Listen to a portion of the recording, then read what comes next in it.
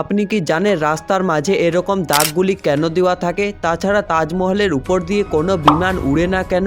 আর এমন কিছু কাজ যেগুলি অ্যাস্ট্রোনটরা মহাকাশে করতে পারে না, এমনই কিছু জানা অজানা তথ্য আপনাদের সাথে শেয়ার করব। তাই ভিডিওটি না স্কিপ করে শেষ পর্যন্ত দেখতে থাকুন। ফ্যাক্ট নাম্বার 1, আপনি যদি সমুদ্রের মাঝে এরকম কোনো কন্টেনারকে এভাবে ভাসতে দেখেন তাহলে আপনার ভাগ্য পরিবর্তন হয়ে গেছে। আসলে বড় বড় কোম্পানি যখন তাদের প্রোডাক্টকে বড় কার্গো শিপের মাধ্যমে এক দেশ থেকে অন্য দেশে পাঠায়, তখন কিছু কন্টেনার সমুদ্রের ভিতরে পড়ে যায়। আর প্রতি বছর 1400-র বেশি কন্টেনার এভাবে জলের নিচে ডুবে যায়। তার মধ্যে কিছু কন্টেনার জলের মধ্যে ভেসে থাকে আর কিছু কন্টেনার ডুবে যায়। এমনই 2021 সালে কিছু লোক সমুদ্রের মাঝে একটি কন্টেনারকে দেখতে পায়, আর যখন তারা কন্টেনারকে কেটে দেখে তখন ভিতরে আইফোনে ভর্তি ছিল। ফ্যাক্ট নাম্বার 2, আপনি কি জানেন তাজমহলের উপর দিয়ে কোনো বিমান উড়ে না কেন? আসলে তাজমহলের 7 কিলোমিটার এলাকা জুড়ে ভারত সরকার নো ফ্লাই জোন ঘোষণা করেছেন, কারণ তারা মনে করে যে যদি কোনো বিমান কোনো কারণে তাজমহলের উপরে ধ্বংস হয়ে পড়ে যায় তাহলে ওই প্রাচীন ঐতিহ্য নষ্ট হয়ে পড়বে। এছাড়া প্রতিদিন হাজার হাজার মানুষ তাজমহল দেখতে আসে। এই অবস্থায় যে কোনো ধরনের দুর্ঘটনা ও হামলা এড়াতে এই সিদ্ধান্ত নেওয়া হয়েছে। তাজমহল ছাড়াও আরও অনেক জায়গা রয়েছে যেগুলিকে ভারত সরকার নো ফ্লাই জোন হিসেবে ঘোষণা করেছেন। ফ্যাক্ট নাম্বার 3, এমন কিছু কাজ যেগুলি অ্যাস্ট্রোনটরা মহাকাশে করতে পারে না।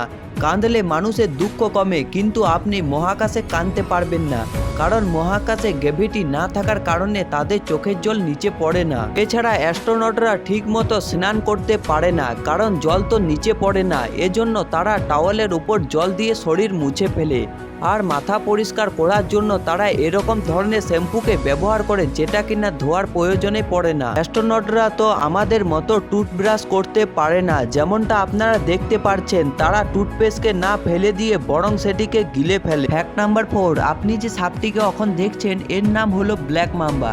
পৃথিবীর সবচেয়ে বিষধর সাপ ব্ল্যাক মাম্বার নাম হলো এর গায়ের রং ধূসর, তবে এর মুখের ভিতরটা কুচকুচে কালো রঙের, আর এই কারণে হয়তো ব্ল্যাক মাম্বার নামটি রাখা হয়েছে। সাপটি বিষধর হওয়ার পাশাপাশি ঘন্টায় 20 কিলোমিটার বেগে ছুটতে পারে, আর প্রতি বছর আফ্রিকায় এর কামড়ে প্রায় 20,000 মানুষের মৃত্যু হয়। ফ্যাক্ট নাম্বার 5, সড়ক পথে ভ্রমণে গেলে রাস্তার মাঝে এরকম দাগগুলি আপনারা তো নিশ্চয়ই খেয়াল করেছেন, কিন্তু কখনো কি ভেবে দেখেছেন রাস্তার মাঝে এরকম দাগগুলি কেন দেওয়া থাকে? এগুলির পিছনে নিশ্চয়ই কোনো কারণ রয়েছে। যাত্রীরা সেই কারণ সম্পর্কে না জানলেও চালককে অবশ্যই এর সম্পর্কে জানতে হয়। আপনি কোথায় ওভারটেক করতে পারবেন ও কোথায় ওভারটেক করতে পারবেন না তা এ দাগের মাধ্যমে বুঝিয়ে দেওয়া হয়। যেমন যদি বিভীষিকা মাঝে মাঝে কাটা থাকে তাহলে বুঝবেন আপনি যে কোনো গাড়িকে ওভারটেক করতে পারবেন, তবে এই দাগ সাধারণত বেশিরভাগ রাস্তায় দেখা যায়। তাছাড়া লাইন যদি একটানা হয় তাহলে বুঝবেন কোনো গাড়িকে ওভারটেক করা ঝুঁকিপূর্ণ হতে পারে। আর বিভীষিকায় যদি ডবল লাইন দেওয়া থাকে তাহলে ভুলেও কোনো গাড়িকে ওভারটেক করার চেষ্টা করবেন না, তাহলে বড়সড় বিপদ ঘটতে পারে। আপনার 5টি ফ্যাক্টের মধ্যে কোন ফ্যাক্টটি ভালো লেগেছে সেটি কমেন্ট করে জানান, আর চ্যানেলে নতুন হয়ে থাকলে চ্যানেলটি অবশ্যই সাবস্ক্রাইব করে দিবেন।